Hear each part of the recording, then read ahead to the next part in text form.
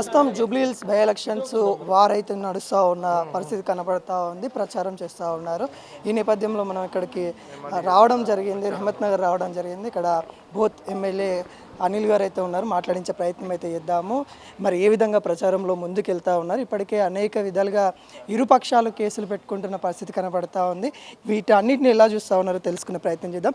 Sir, ఎలా చూస్తూ ఉన్నారు అంటే ఇరు పక్షాలు కూడా ఇటు కేసులు అనేది కూడా అనేకంగా కనబడతా ఉన్నాయి. ఉప ఎన్నికల్లో ఇక్కడ కేసులు చాలా ఎత్తున కనబడతా ఉన్నాయి. ప్రచారం ఎలా ఉంటుంది, ఏ విధంగా చూస్తూ ఉన్నారు? చాలా క్లియర్గా ఉంది. జనంలో ఎక్కడ పోయినా కానీ కేసీఆరే కావాలంటుండు, కేసీఆర్ గారి కారే కావాలంటుండు. ఈ గడిచినటువంటి 2 సంవత్సరాల్లో ఎలాంటి అభివృద్ధి కార్యక్రమాల్లో ఏం లేవు.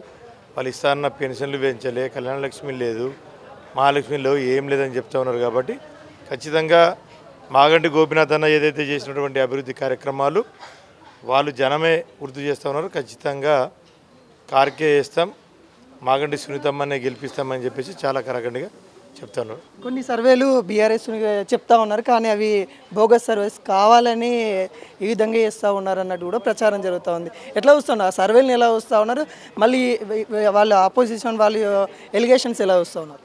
వాళ్ళు ఏదైతే కాంగ్రెస్ క్యాండిడేట్ ఏదైతే ఉన్నాడో రౌడీ షీటర్ కాబట్టి ఆయనకు భయపడి కాంగ్రెస్ అని చెప్తా ఉన్నారు తప్ప పక్కగా లోపలంతా కారే ఉన్నది.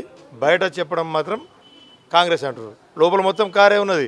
రౌడీ షీటర్లు కాబట్టి భయపడి వాళ్ళ పేరు చెప్తున్నారు అంతే తప్ప ఏం లేదు. పక్క భారీ మెజార్టీతో మనం గెలవబోతున్నాం 14వ తారీఖు నాడు. ఎంతవరకు 30 పైన ఉంటుంది. 30,000 పైన రైట్. పక్క ప్రజల్లోకి మీరు వెళ్తూ ఉన్నారు, ప్రచారంలో సమయంలో కూడా వెళ్తూ ఉన్నారు.